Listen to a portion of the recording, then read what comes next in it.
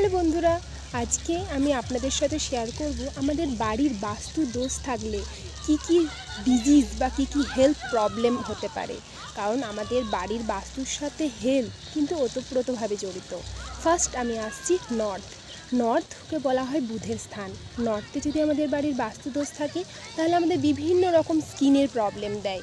Skin dryness থেকে শুরু করে বিভিন্ন রকম স্কিন ডিজিজ, সোরোসিস, বিভিন্ন রকম। এরপরে আসছি আমি নর্থ ইস্টের দিকে, যেটাকে আমরা বলা হয় ঈশান কোণ, গুরুর স্থান। সেখানে যদি আমাদের বাস্তু দোষ থাকে তাহলে আমরা দেখব কি তার বিভিন্ন রকম মাল্টিপল হেলথ প্রবলেম থাকবে, তার মেডিসিন চলছেই, ঠিক আছে। এরপরে আমরা আসছি আমাদের ইস্ট বলা হয় সূর্যের স্থান।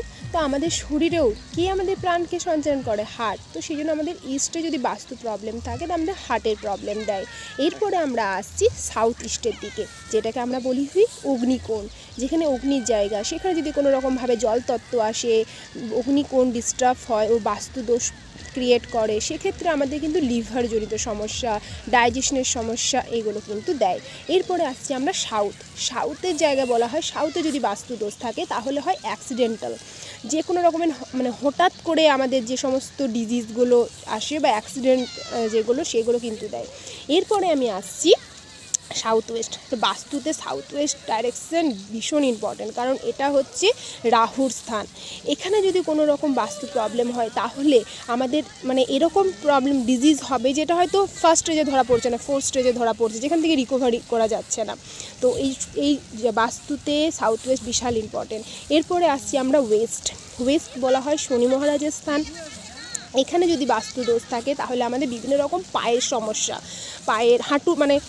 হাঁটুর থেকে পায়ের বিভিন্ন রকম সমস্যা কিন্তু আমাদের দেয়। এরপরে আসছি আমাদের বায়ব কোণ, যেটাকে আমরা বলা হয় নর্থ ওয়েস্টে যদি প্রবলেম থাকে তাহলে আমাদের কি ওখানে হচ্ছে মুনের স্থান, যেটা ঘুম না আসা, চঞ্চল মন, তারপর ঠান্ডা লাগা, কারণ ওটা ঠান্ডা, কারণ আমরা জানি মুন আমাদের কত ঠান্ডা। তো এইরকম আমাদের স্বাস্থ্যের সাথে আমাদের বাস্তু এইভাবেই আমরা জড়িত। তার সাথে তো আমাদের জীবনে নিজেদের লাইফস্টাইল, আমাদের খাওয়া দাওয়া, আমাদের নিউট্রিশন ফুড সমস্ত কিছু জড়িত।